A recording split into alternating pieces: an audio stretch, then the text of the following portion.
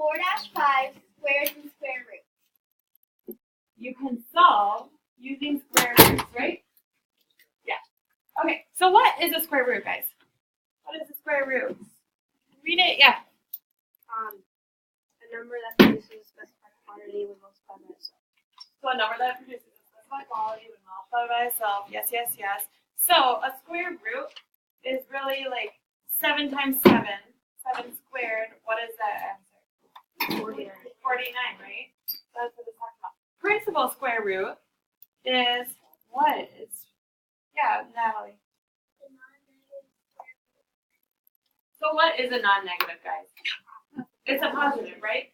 So the principal square root is really you're just thinking of it's the positive because we learned down here that the square root actually has 2 values. It has negative and then it has itself as the positive. And so the principal square root, we're just looking at those positives, and if you calculate it in your calculator, it's going to give you that positive number. Just like up here, we can write it. That would be what kind of square root? Positive or minus, so it's just a regular square root, right? Okay, so then we did some estimation, and we're going to keep working on this, but square root of 55, that is an icky. We don't know that. You can't really solve that. So we did some estimation, and we found that it would be between 7 and 8. Because when you square both of those, you get the answer. So you get 49. 7 squared is 49. 8 squared is 64. Yes? Do you guys remember this? Good. What if it is a negative sign in front of that square root? What happens? Danny. So yeah, both our answers are negative. So you can still solve it. What goes into 90 before and after it for that estimation, but then we have to remember to throw that negative sign back out in front of it. And then we just solve for actual square roots. And we found that there's 2 answers, right? So 7, negative 7. And we can prove it by doing negative 7 squared, 7 squared. What about 6? What happens here? Who can explain this for me? Jay?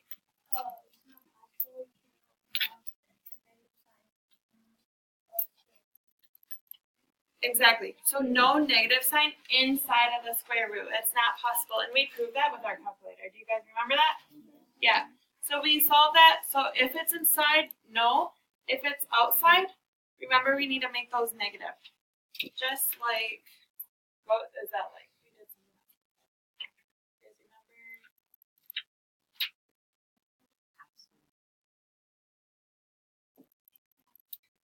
When we squared it, remember how the square, if it was applied to it, in parentheses, it applies to that. Not the same idea. Okay, so then we worked on some problems. So what is an example of when we would use just the principal square root? Please pardon this interruption. Welcome back, everybody. We're so glad you're back and hope that you had a fun and safe holiday. Unfortunately, today the weather is just a bit too cold for us to go outside, so we will be having indoor recess. Again, we will be having indoor recess due to the cold. Thanks. Little pause. Okay, so look, we use principal square root when solving what? Look up here. Who remembers this? Luke? Are you Luke? No, you're Jake. Okay. Solving equations or expressions with square roots, right? So right here we just use the principal, which means we just use that positive number.